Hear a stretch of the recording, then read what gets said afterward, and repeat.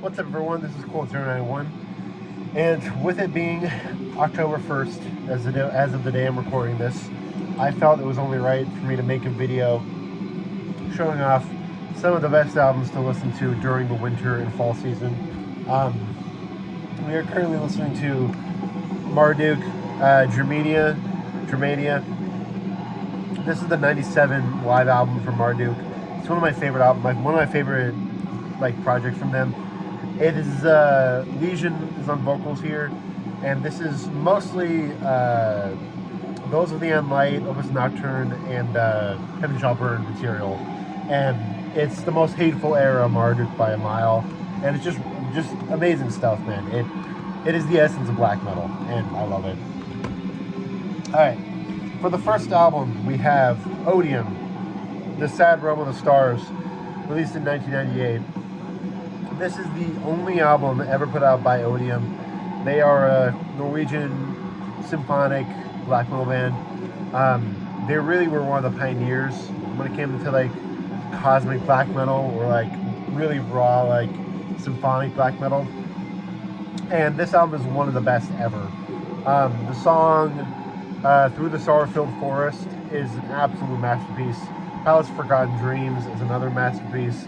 It's just a absolutely epic album that has a very bone-chilling atmosphere with the buzzsaw guitar and the pained vocals. It's just a really raw and beautiful album. It feels like you're flying through the cosmos towards the end of infinity, and it has such a cold atmosphere, and it's remarkable. It's like I said, it's on par with stuff like Emperor or early Demon Borgir. I'd say this is better than early Emperor, but not by much. But I think this album is a bit more unique than early Emperor. I also think it's a bit more hateful, which I really like about it. But yeah, just an amazing album. Very cold, very nihilistic, at the same time very majestic and epic album. So check it out if you have not heard it. It's just a flawless record. Next we have the debut project from Graveland, some Polish masterminds for you. This is the debut album, like I said, Carpathian Wolves, released in '94, I believe.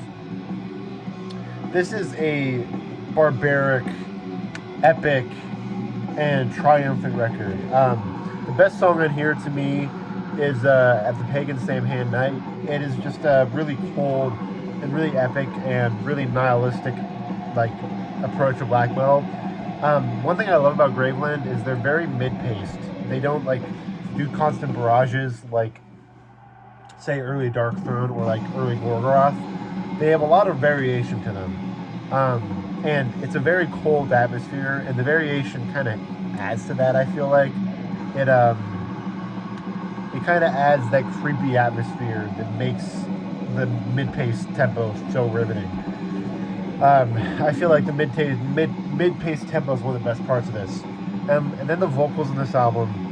The vocals on later Graveland are great, especially Thousand Swords.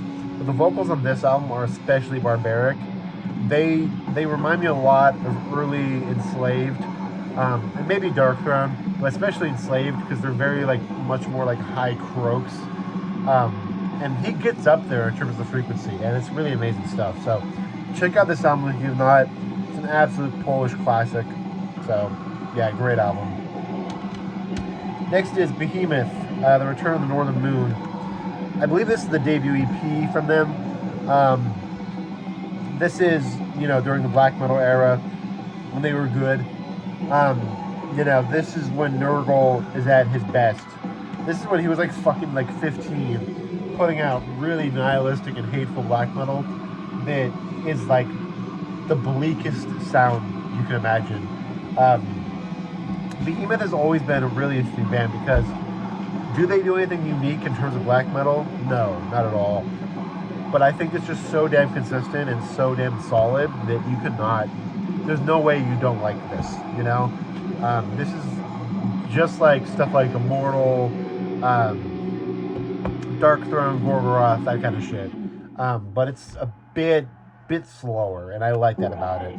The vocals are great too. So yeah, Amazing album, easily the coldest thing they ever put out, next to The Forestry Eternal and From Pagan Vastlands. Yeah, early Behemoth is just phenomenal stuff, you know. So yeah, check out this album if you have not. It's really good. Next we got Satyricon. Satyricon, The Shadow Throne. This is probably my favorite Satyricon. A lot of people would say Nemesis Divinia, which I would agree Nemesis Divinia is amazing, but I always think this album's a bit less better produced, which I really like about this album. It's also a very cold album, you know. It just sounds like an onslaught of your brain, and the screams sound like the wind piercing through the trees. You know, the tremolo picking and the evil slow riffs are like feet stomping in the forest. It's just a magical album. The best song in here is definitely Dominions of Satyricon. Just a fantastic album, fantastic song. It's really the apex of black metal in the early days. And frankly, it kind of is depressing as hell what Satyricon turned into. But the early stuff you could never deny is classic stuff. So yeah, amazing album. Just a constant barrage of an album that is ridiculously cold. You know, it sounds like I said, it sounds like the soundtrack to winter, and it's just fantastic. So check it out if you have not for some reason. Now we have Kek Arak, Night and Love. Very controversial band. A lot of people hate them, a lot of people love them.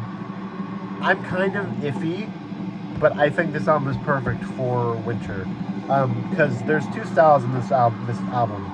It's really barbaric black metal and really beautiful like folk, which is basically like early Over. This album, as much as it's gonna piss people off, this album reminds me a lot of early Over. And I like that about it a lot. And the vocals are really solid. The guitars are really solid. It's basically Darkthrone plagiarism, and then there's the whole acoustic side. So it's two direct contradictions, and they blend together pretty well. The song "Eulogy for the Memory of Me," amazing song. This album is very good for just putting on and just wandering through the forest at like midnight and just letting the wind consume you. You know, it's a beautiful album. It's very soft compared to basically all black metal, so it's not everyone's gonna love it, but I think it's really great for what it is. So yeah, check it out if you have not. Kek Arak, really very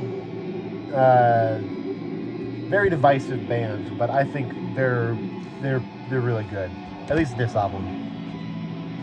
Next is Nocturnal Mortem, Lunar Poetry, the 96th debut full length from Nocturnal Mortem. This is pretty easily my favorite album by them. It's definitely their coldest. Goat Horns is a lot more symphonic and beautiful. And this album is beautiful, don't get me wrong, but it has a very Transylvanian and like Norwegian sound to it. Something like Emperor or like Satyricon, I guess. Well, I guess not really Satyricon because they don't have that much synthesizers, but it reminds me a lot of Emperor. And this album even kind of sounds like stuff like Thornium or something. But yeah, it's really great stuff. Perrin Celestial Silver, Carpathian Mysteries, Ancient Nation, Sorrows of the Moon, The Grief of Oriana. This whole album is flawless, man. It really paints an image unlike any other black metal album, you know, and it's just fantastic stuff. As of right now, this is my favorite album by Nocturnal Mortem, and it's just fantastic. So check it out if you have not. Just really beautiful, raw, atmospheric, symphonic, heavy black metal that sounds like it's created from some winter being. It's just fantastic. So check it out if you have not. Next we have Zaster, Gate Through Bloodstained Mirrors. I talk about this album all the time. I don't shut up about it. And I don't know if it's my favorite still. It used to be my favorite by a mile, but I think Telepathic might have overtaken it. However, I think this album's a bit colder. This album is, ironically, a lot of it is instrumental. You don't hear much of vocal work through this album, which I think is a cool atmosphere, cool addition to it. I think it adds to the atmosphere and makes it a bit more bit more spiritual, a bit more transformative, and it doesn't make it seem quite as human, which I really like. Like I've said about the other bands, this album feels like the sounds of the forest moving through your body, and the lack of vocals I think help with that. It makes it seem more plausible, and it makes it seem more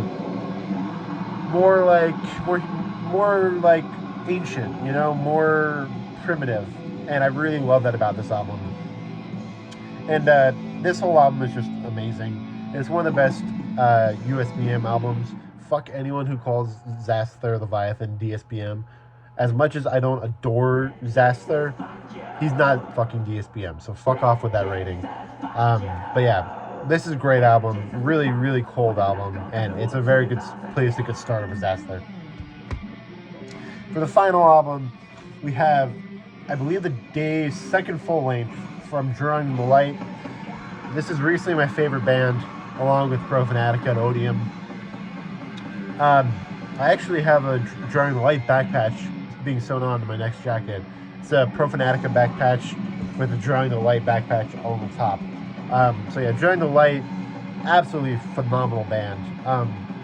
They are, I feel like everyone goes through that phase in black metal where they listen to the really evil primitive shit and they are like, you know what, I want something a bit more out there. And then they eventually get tired of the out there stuff, and then they come back to the primitive stuff.